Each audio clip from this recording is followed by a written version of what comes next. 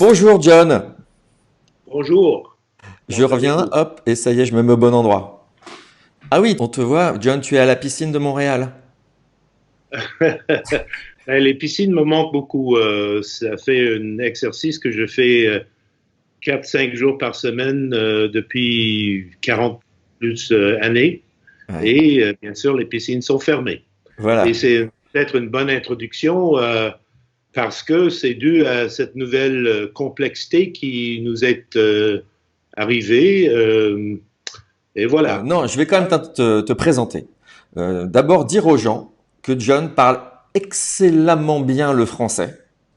Alors John, tu me dis si je me trompe, mais pour moi, tu es une espèce d'ovni qui a travaillé sur les organisations, sur le management, sur la gestion, sur les différents modèles.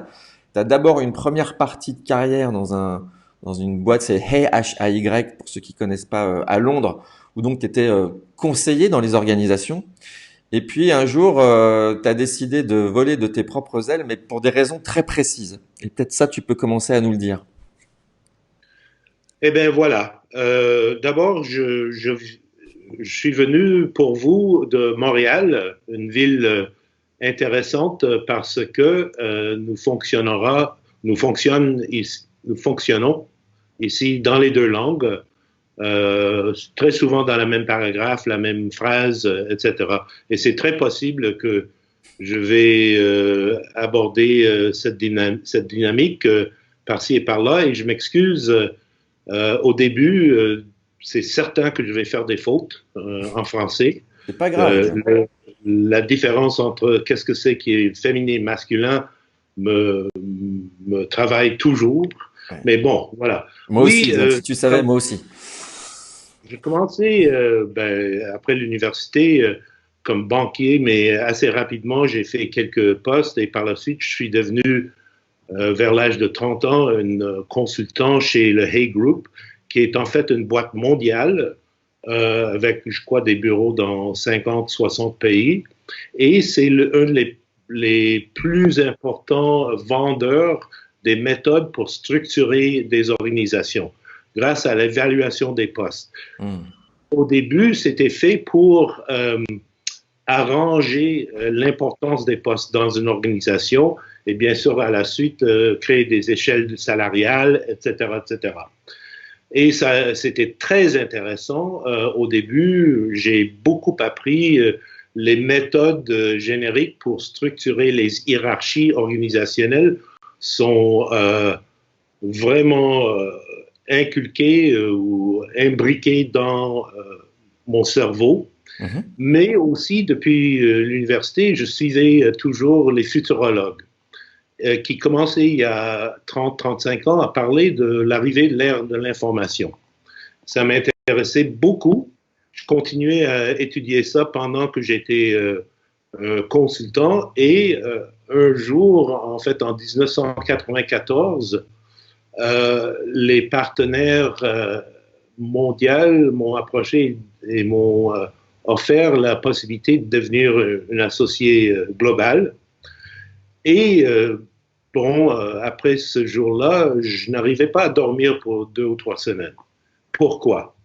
Parce que depuis que j'ai commencé à lire les futurologues et cette prospective de l'arrivée de l'ère de l'information, je commençais à reconnaître, observer des dynamiques d'un changement beaucoup plus continuel et fluide.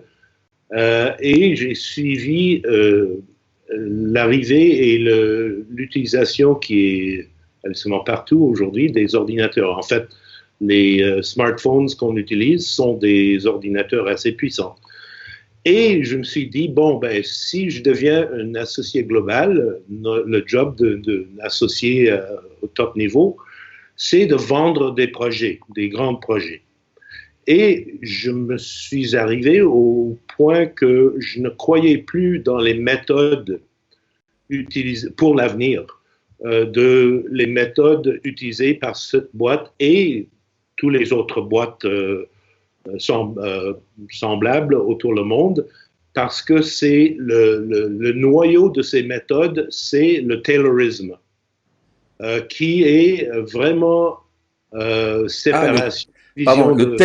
le taylorisme.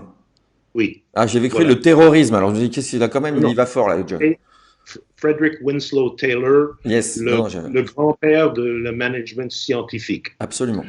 Euh, et ça, c'est basé absolument sur le cause et effet linéaire Mhm. et la division de travail, la spécialisation, etc. Alors aujourd'hui, c'est assez évident. Je crois que celui-là est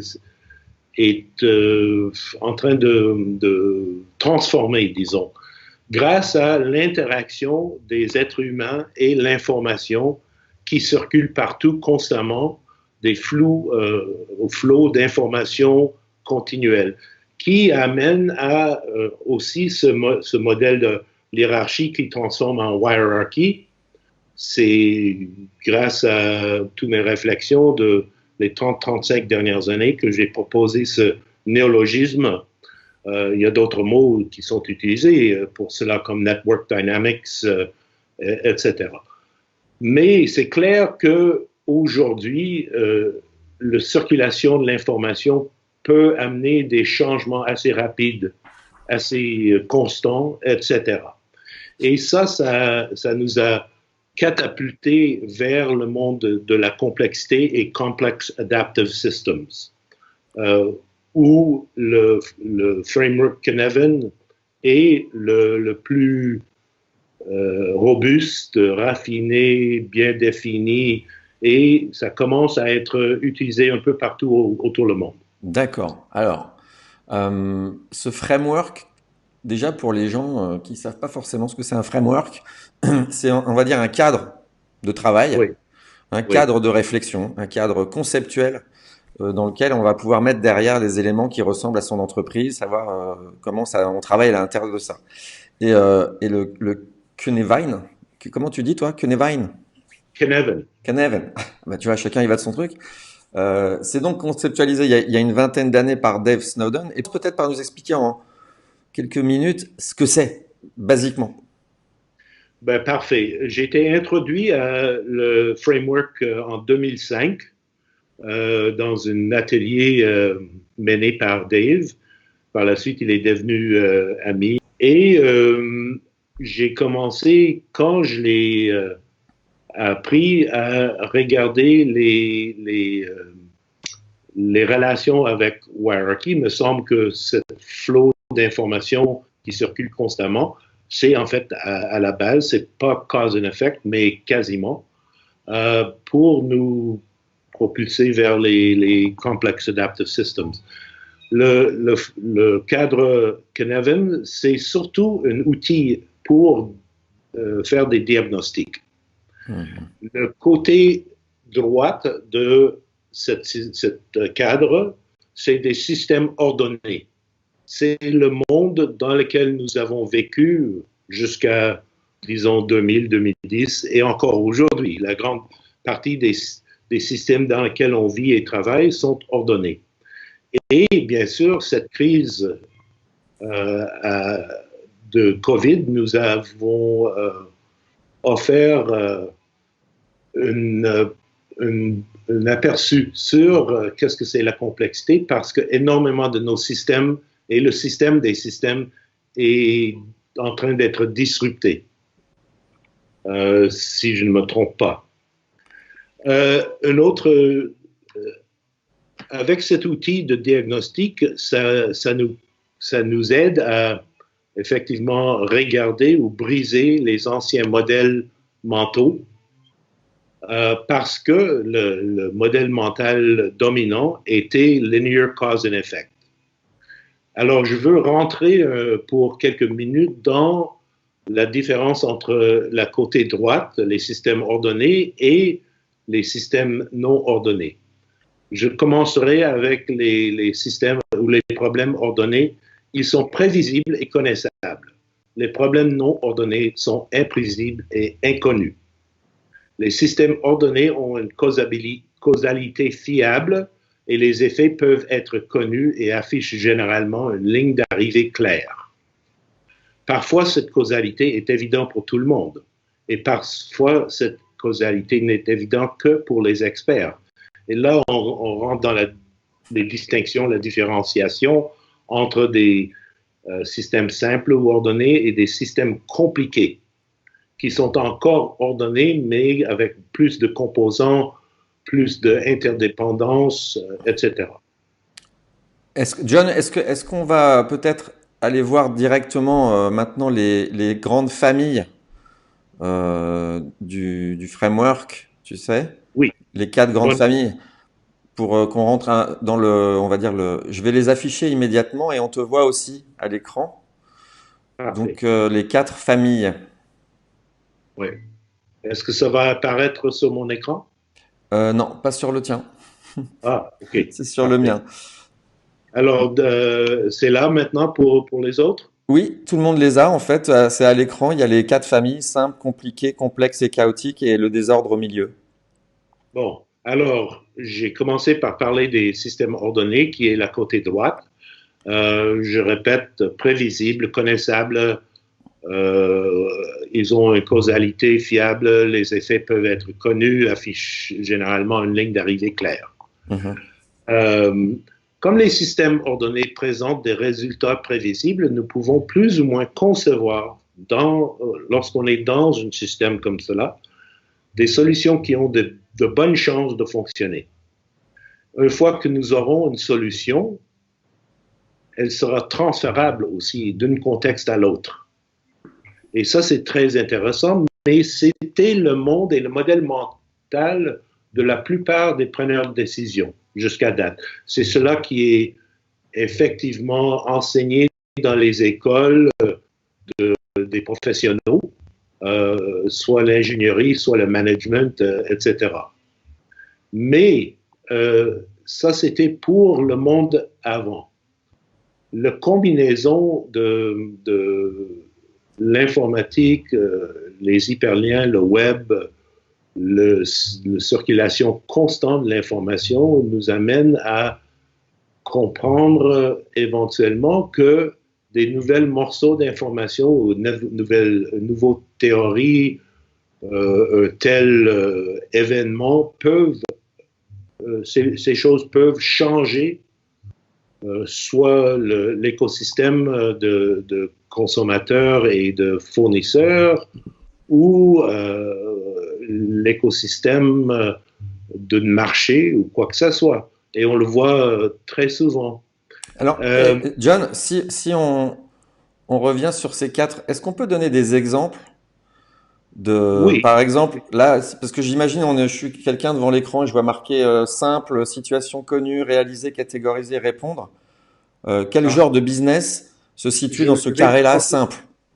je vais commencer par la côté droite parce que je n'ai pas encore abordé la côté gauche. Mais ça, c'est le côté droit, hein. Un simple, par exemple, pourrait être n'importe quel magasin de détail Mhm. où euh, il y a ça peut être un magasin de vêtements, par exemple, ou le Gap. Prenons le Gap, c'est quelque chose qui revient à ma tête souvent. Mhm. On rentre, sait plus ou moins qu'est-ce que c'est le niveau de qualité, le niveau de prix, le rapport prix-qualité. Et au magasin, on trouve quelque chose, on va au comptoir, on interagit rapidement avec un commis. Le commis fait ses trucs sur le cash register ou le système informatique et voilà, c'est fini. Le système informatique a été conçu pour les dynamiques de ce magasin, cette chaîne de magasins. Et une fois qu'il y a un problème, ça m'est arrivé sans doute à presque tout le monde, qu'il y a un problème qui n'est pas résolvable et le commis dit, ben, je ne peux rien faire, le système, c'est le système. Voilà, c'est comme ça. Euh, on peut monter en complication avec des choses bien structurées, mais avec beaucoup de composants. On peut, par exemple, dire, l'exemple qui est souvent utilisé, c'est la construction d'un avion, le design et la construction d'un avion. Là, tu Ce parles n'est pas du module compliqué quand l'entreprise est dans la partie compliquée. absolument, oui. D'accord. C'est encore connu. Le design est là, tous les tests ont été faits, etc. Et on commence la construction. On peut aussi déconstruire et reconstruire parce que c'est connu. Mais il y a énormément de composants, des fournisseurs autour du monde, plusieurs systèmes électroniques, électriques, hydrauliques, etc. Mais ça reste compliqué. Ce n'est pas complexe. C'est ordonné par le design et les méthodes de construction. Mhm. Alors, ça, c'est des exemples de ce côté ordonné. Là, les systèmes non ordonnés, ça c'est le quadrant en haut à gauche, Mhm. engendrent des problèmes complexes et le chaos. Des problèmes complexes tels que la pauvreté et le racisme, c'est des exemples, ont une causalité qui ne peut être comprise que rétrospectivement, c'est-à-dire en regardant en arrière dans le temps et qu'ils n'ont pas de ligne d'arrivée discernable. Ça, c'est compréhensible? Ah ouais, c'est très compréhensible. C'est très Euh, compréhensible et adapté à l'entreprise. oui, ben là, nous voyons assez bien d'où cela vient, mais nous ne pouvons pas examiner l'état euh, actuel d'un système et prédire ce qui va se passer ensuite. Par exemple, est-ce que l'arrivée des problèmes de le Boeing 737 MAX, est-ce que c'était un problème complexe ou compliqué? Moi qui découvre le framework, je dirais que c'était un problème compliqué parce que c'est un problème d'avion. Je suis d'accord. Mais Mais, pour les mais non. premières 2 semaines quelconques, c'était peut-être perçu comme un problème complexe parce que la source du problème n'était pas évident tout de suite. C'est devenu connu que le problème était dans le logiciel et une fois que le problème était connu, on pourrait l'amener au quadrant compliqué. Mais c'est sur cette ligne entre le complexe et le compliqué qui existait le problème et la façon de l'aborder. Euh, voilà, en fait l'utilisation de Cynefin pour des entreprises, c'est de comprendre où on est et comment faire une transition de la gauche à la droite pour rendre des problèmes complexes à éventuellement des problèmes compliqués. Les problèmes dans le quadrant en bas à gauche, les problèmes chaotiques, sont essentiellement des crises dans lesquelles la causalité est si sauvage qu'elle n'a pas vraiment de l'importance.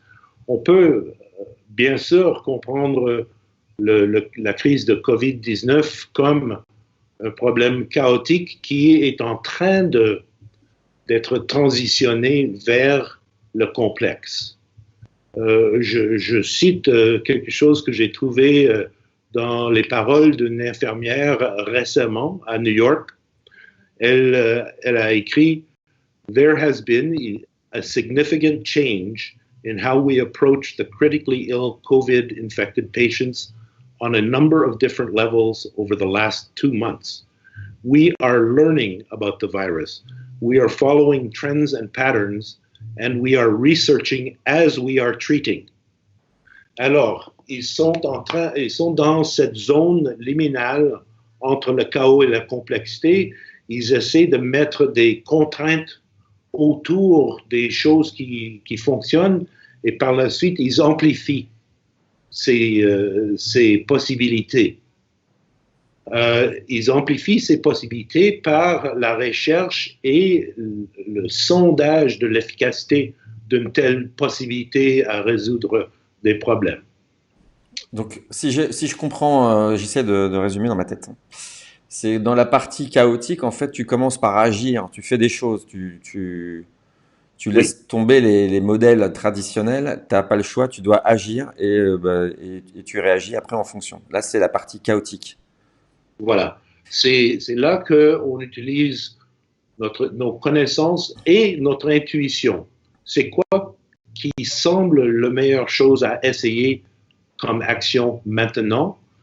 On va l'essayer. Si ça ne fonctionne pas, on va l'éliminer. On peut voir cela dans le réel d'aujourd'hui comme la possibilité proposée il y a à peu près un mois de les traitements par hydroxychloroquine et chloroquine qui ont été rejetés éventuellement parce qu'il y avait trop de danger et pas assez d'efficacité. Alors, oui, voilà, ça c'est une sonde qui n'a pas fonctionné. D'autres sondes qui commencent peut-être à fonctionner, c'est une meilleure compréhension de pourquoi la distanciation fonctionne correctement si on est diligent. Ça va? Oui, ça va. Ça va. Après, j'essaie de voir en fait la grande valeur de tout ça, c'est que la subtilité, c'est qu'on ne peut pas résoudre des problèmes d'un de ces cadrans en utilisant les méthodes d'un autre. C'est ça l'histoire, c'est que jusqu'à maintenant, la plupart des boîtes, elles agissent plutôt finalement soit à l'intuition, soit parce qu'ils ont un truc super simple, donc c'est réglé. Mais ce qui est peut-être assez nouveau dans ce cadran, c'est cette zone entre complexité et complication, qui sont pourtant des mots très proches. Parce que autant le chaotique, je comprends, le simple, je comprends, et c'est plus subtil, hein, cette partie complexité, complication. Alors, parfait, parce que la prochaine chose que je voulais dire, c'est peut-être ça va commencer à traiter ton propos. Les systèmes non ordonnés, parce qu'ils sont imprévisibles, là, nous devons concevoir des solutions possibles qui soient cohérentes avec le contexte. Le contexte est très important. Par exemple, pour traiter le rôle de la stigmatisation dans un système de soins de santé, il faut qu'une solution émerge du système lui-même.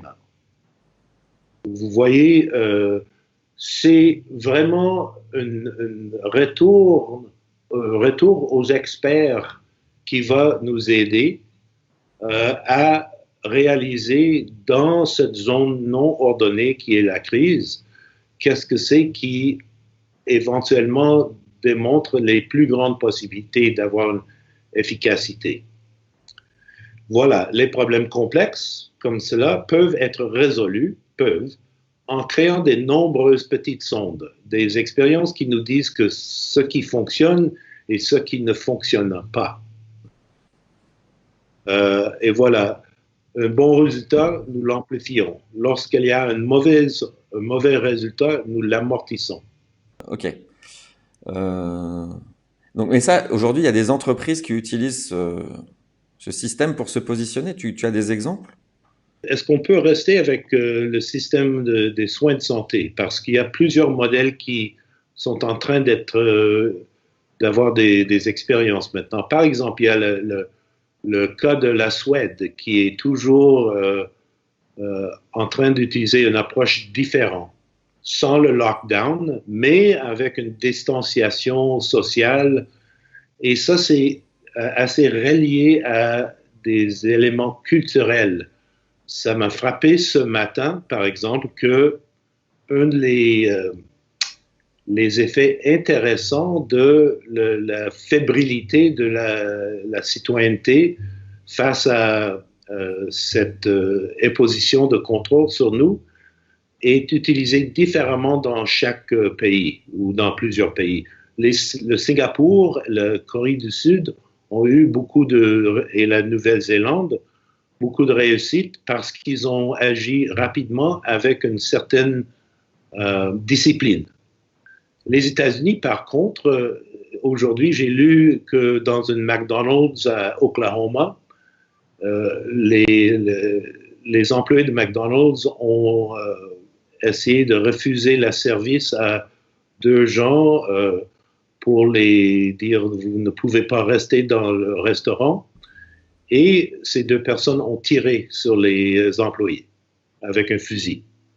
Alors, c'est pas la même chose culturellement. Est-ce qu'il y a des applications pratiques? Ben, les applications, surtout pour les gens qui mènent, les gens qui prennent des décisions, et aussi pour les participants dans un tel système, c'est le chose le plus important, le plus efficace de ce cadre Cynefin, c'est de comprendre où on est.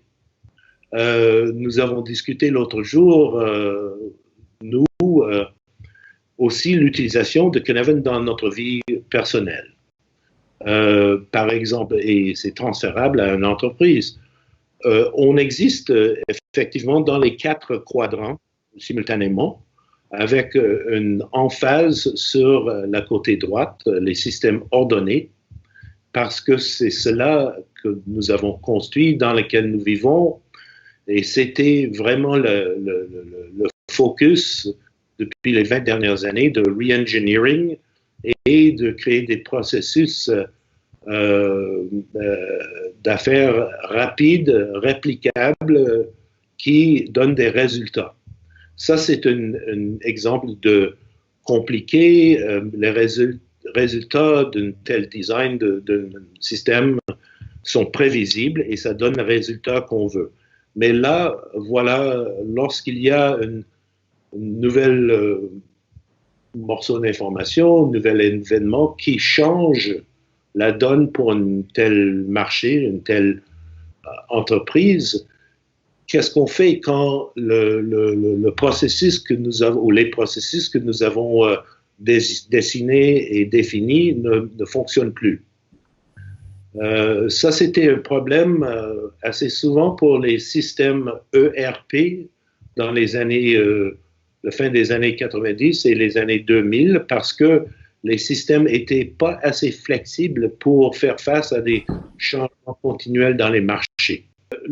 Lorsque nous rentrons, nous percevons la possibilité de rentrer dans des systèmes complexes, la côté gauche, nous gérons aussi des attracteurs et des limites et nous voyons ce qui se passe avec cela. Un attracteur, c'est quelque chose qui attire le système vers lui. Une frontière est quelque chose qui contient le travail. C'est là dans la complexité. Soit dans le chaos, c'est agir, sentir et répondre, mais dans la complexité, c'est d'utiliser des sondes en premier pour voir qu'est-ce que ça donne, et par la suite, on analyse et on répond. Alors, sense, analyze, répondre dans la complexité et agir, sentir et répondre dans le chaos. Lorsque il y a une solution qui fonctionne dans un système complexe, vous continuez à le surveiller, à l'ajuster si nécessaire et à en extraire les heuristiques de son fonctionnement. Je retourne à ce que vous avez dit dans l'introduction de cette session aujourd'hui. Effectivement, les êtres humains, dans leur contexte de leur ère, étaient toujours en train d'adapter. Par exemple, les systèmes ordonnés dans lesquels nous vivons aujourd'hui étaient une réponse à la croissance. Ben ça, c'est selon moi, c'est mon opinion, c'est pas nécessairement un fait. Mais c'était après la Deuxième Guerre mondiale que nous avons rentré dans la dernière phase de la révolution industrielle, et aussi il y avait une croissance énorme autour du monde les villes, l'industrialisation de l'agriculture, la construction de beaucoup de grandes usines, des banlieues, des autoroutes, toutes sortes de choses qui ont été jadis d'un modèle mental d'ingénierie. Le 20e siècle était un siècle de l'application de les concepts d'ingénierie à le fonctionnement de notre société. Là, aujourd'hui, lorsqu'on est en train de, évidemment, rentrer dans une ère de Complex Adaptive Systems, il y a beaucoup de gens qui discutent dans la complexité les idées des écosystèmes, les dynamiques d'écosystèmes et la relation de ces dynamiques à la biomimicrie, par exemple, et les dynamiques biologiques, organiques, qui sont toujours en train de créer ces réponses à leur environnement d'une façon organique, dynamique, adaptative. Est-ce que ça résonne? Ah, ça résonne. Mais tu avais commencé à dire aussi tout à l'heure, ça pouvait s'adapter à la vie privée. Ben oui, on peut, par exemple, ben, on, je généralise beaucoup ici parce que je sais que c'est pas le cas de tout le monde. Euh, nous grandissons dans des écoles qui sont très structurées. Nous allons peut-être à l'université ou le début d'une carrière. On trouve un partenaire, on crée notre maison, notre chez nous, notre partenariat, etc. Et tout est semblablement en ordre. Mais il arrive toujours des choses qui nous projettent dans une autre zone de complexité, par exemple un divorce, la perte d'un emploi, l'arrivée d'une maladie, un changement fondamental de notre modèle mental grâce à un événement traumatique, par exemple. Pour moi, par exemple, jusqu'à l'âge de 41 ans, je suivais le ligne de ma carrière jusqu'au niveau d'être proposé comme associé et là, tout d'un coup, grâce à un événement semblement positif, je suis tombé dans un trauma.